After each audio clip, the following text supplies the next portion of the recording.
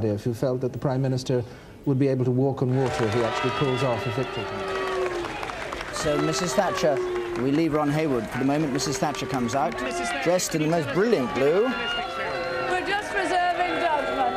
Are you still cautiously optimistic? Yes, just cautiously. You are cautiously optimistic. Yes. You hear the polls are in your favour, Mrs. Thatcher? Thank you. The polls are in your favour.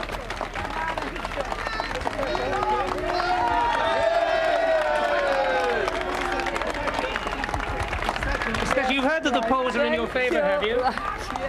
Well, if ever anyone looked like a winner, Mrs. Thatcher looks like a winner this evening as she goes off to Finchley with her husband Dennis beside her for her count.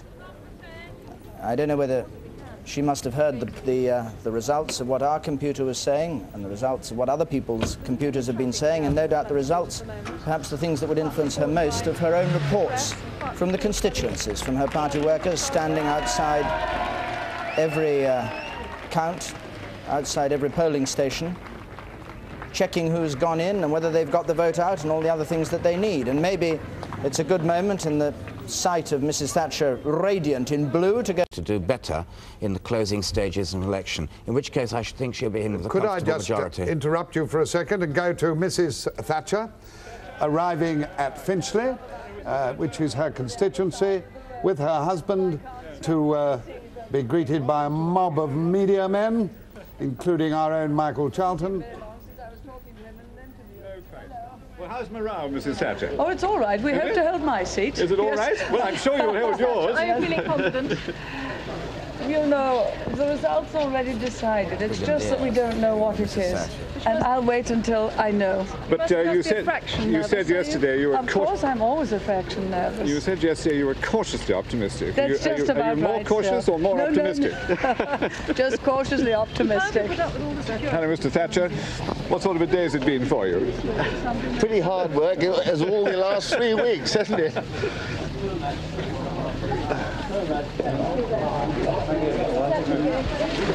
Dear God. Charlton, and Michael Charlton had more success with her than he did with the policeman. Angus Maud, but just before we go there, we think Margaret Thatcher is just arriving at her count. There's a lady from a television channel I won't mention, standing there. I don't know where the gentleman from our television channel is. But he's here. Oh, he's there. Excellent, Michael. Sorry.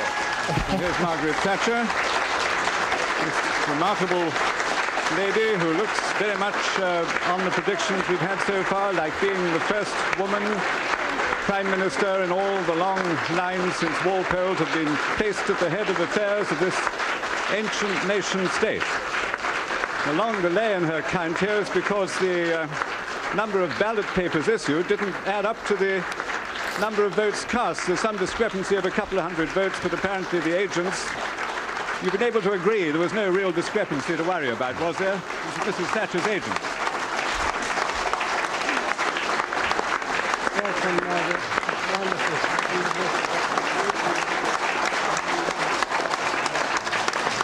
Well, it's been a tremendous night for her, as the Mayor is about to announce the result of Mrs. Thatcher's poll here at her seat in Finchley. Ladies and gentlemen, result of parliamentary election 3rd of May 1979, constituency of Barnet, Finchley division. The percentage of electors voting at the election for the constituency of Barnet, Finchley was 72.5. I, Norman James Sapstead, returning officer for the constituency of Barnet, Finchley, hereby declare that the total number of votes given for each candidate at the election was as follows. Elizabeth Lloyd, Independent, 86.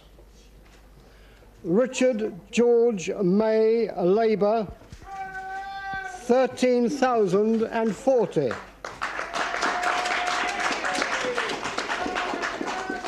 Anthony John Patterson, a Liberal, 5,254. Margaret Hilda Thatcher, Conservative, 20,000 918.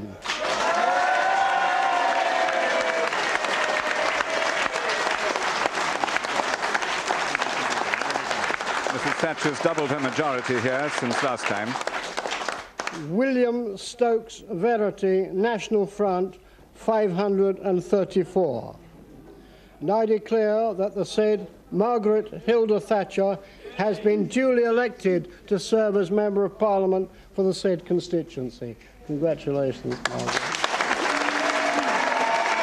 Here she is, a lady who looks like walking with destiny here tonight.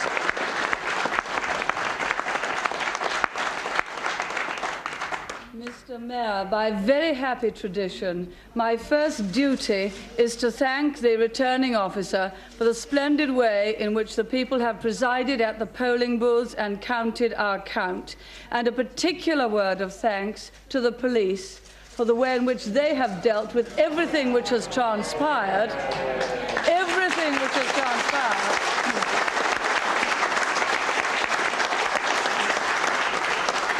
in what, for obvious reasons, turned out to be rather more than a strictly local election. I'd also like to thank my own supporters very much indeed. They have fought marvellously, and I think will quite miss the scent of battle. May I commiserate with my opponents?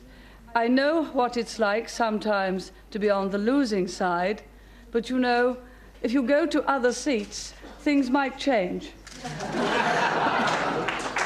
And I'm sure that you will also have found enormous support from your own supporters and take great comfort in some aspect of the result. For us, this is a very good result, and I would like to say how very proud I am, once again, to represent Finchley and Frown Barnet. The night is yet young, and we don't quite know what it will hold. But I would like to say that whatever that may be, I've taken courage and inspiration from being your member here for 20 years. Sufficient courage and inspiration to face whatever the future may hold. Thank you very much.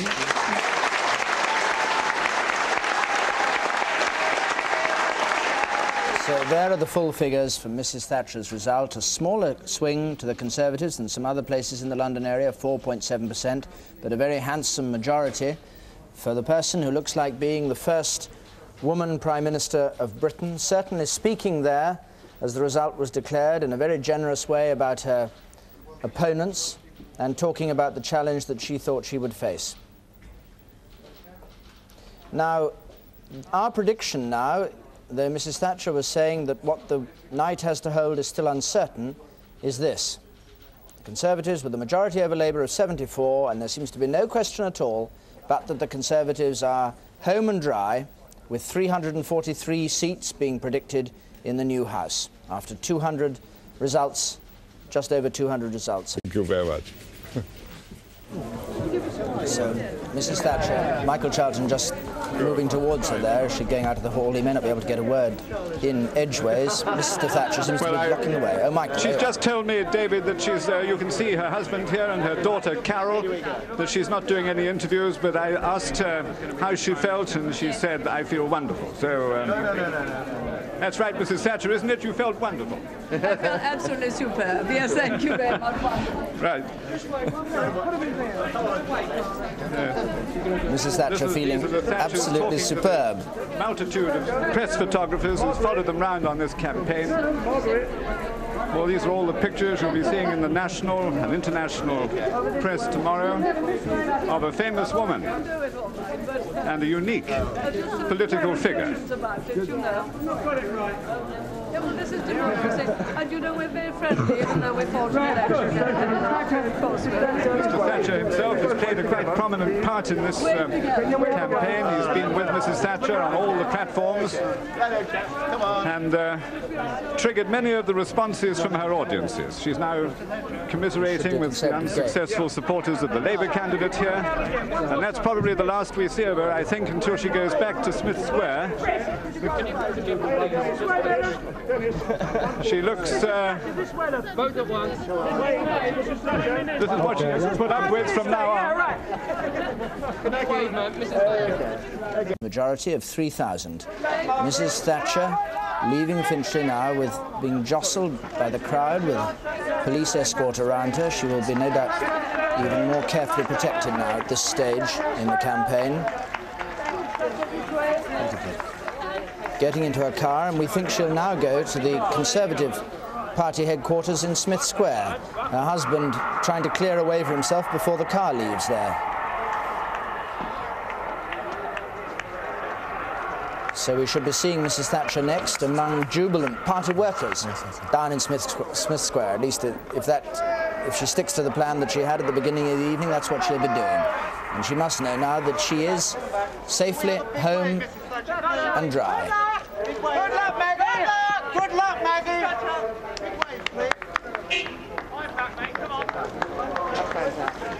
The vote fell right away, and there was a swing of 1.1% only against her. Now we're waiting for Mrs. Thatcher to arrive down at Smith Square.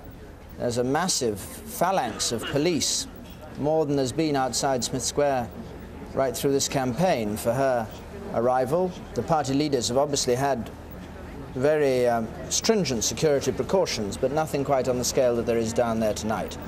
That's the doorway at the entrance to Smith Square. Transport House, the Labour Party headquarters, is on the other side. We haven't yet seen much of the celebrations that may be going on in either place. I hope perhaps later on we'll be able to see something of how they've been reacting. We've got a recount at Harlow there. Now somewhere down there in the melee, I think, is Michael Charlton. Michael, what's going on at the moment? Or maybe it's not Michael Charlton, maybe it's Richard Kershaw. Richard, are you down there? Yes, I'm standing out in the front. It's a very cold night, but there's I would ask you to wave if we could see you, but I can't quite spot you. I'm waving a pair of keys, because I'd like to be warm in my car. But there's a large number of police. We don't know exactly when Mrs. Thatcher's arriving. We hope it will be soon. There's a very lively mood inside the central office. If you turn round, Richard, towards us, we'll be able to see you too. I don't know which camera you're looking at me with. That's the one. That's the one. I was gazing gently at the one on the hoist in the background. No, the inside there's a very happy mood, as you can imagine. Up on the famous first floor of the central offices, where the nabobs gather, Lord Thornycroft and the others, they tend to sit there and make visits down to us mortals below. But now it's quite clearly going very much the Conservatives' direction. There is a very happy feeling inside Central Office. And no doubt there will be an ecstatic welcome for Mrs. Thatcher when she arrives. We've just had two more gains coming through, Watford and Galloway, Conservative gains. But do you have any idea what people are thinking is going to be the Conservative overall majority at the end of the night? And this is obviously the main concern inside. One of the great things of interest, of course, is these extraordinary regional swings, and particularly Scotland, where there is going to have to be a very considerable rethink, one would think, on the Conservative side, because Scotland does look to have voted so strongly for the Assembly. But no, there's no real indications. One doesn't tend to get them in Central Office at this stage of an election. It'll come later on when it's quite clear how big their majority is. And I'd be right in thinking you're going to be there to try and seize Mrs. Thatcher as she goes past and I will get try, but there's a lot of the men in blue beside me, and I'm not quite sure how near we will get to her. But in the meantime, inside there is a studio, and no doubt she will speak to the BBC later on. It's a Conservative gain, and on that news, down to Smith Square in Westminster, where Mrs. Thatcher's car is just arriving, preceded by a police car, and three of her staff going out in blue rosettes to meet her. Richard Kershaw is down there. Richard? Well, isn't it loud cheers, as you can hear. Lord Thornycroft has gone out to meet her with her son, and Mrs. Thatcher's just getting out of her car.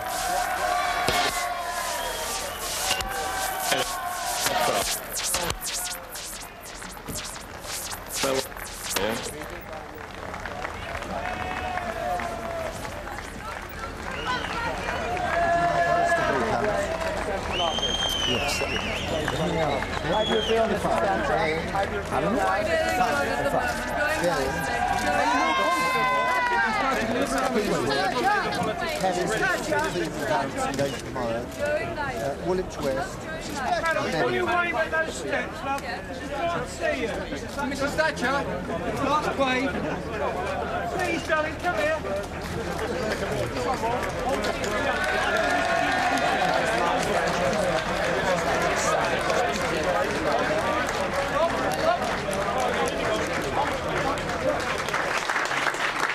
Mrs. Thatcher with the corner cut behind.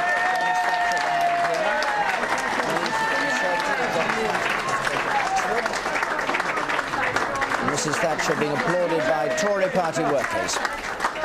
They've been working flat out for the past 4 weeks on this campaign, and tonight, traditionally, as they do at Transport House, they watch the results on television, and if they're lucky and if they're on the right side, get a decent drink from the people they've been working for all this time. Lord Thornycroft follows Mrs. Thatcher up the stairs. We hope at some point we'll be able to talk.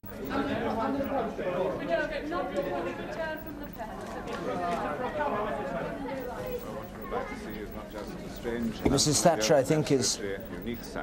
Mrs. Thatcher is leaving on her way... Yes, there she is, with her husband behind her. Mrs. Thatcher on her way now to Buckingham Palace. And Michael Charlton just in the corner of the doorway. Perhaps we can hear from him. Constitutionally confirmed. So she leaves to leave enormous chairs inside Central Office. And in the new dignity of her leadership of the country, gets into her official car.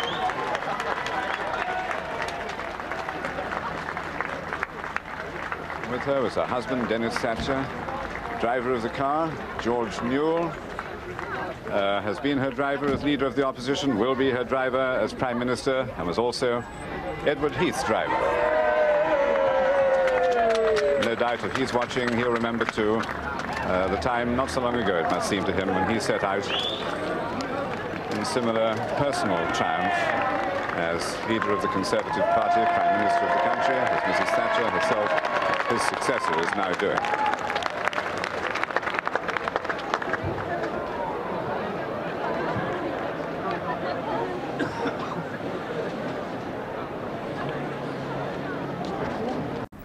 And Mrs. Thatcher, a moment or two ago, in the black Rover there, with the flashing indicator light, waved at by the crowds, going into Buckingham Palace to kiss hands with the Queen on her appointment as the first woman Prime Minister of Great Britain.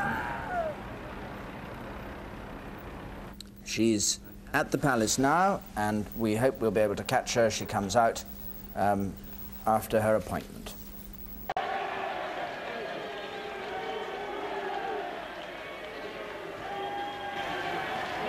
Good afternoon, Prime Minister.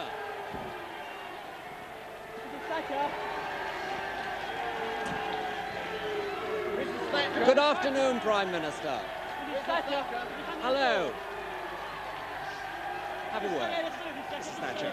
Mrs. Thatcher. Mrs. Thatcher. Mrs. Thatcher.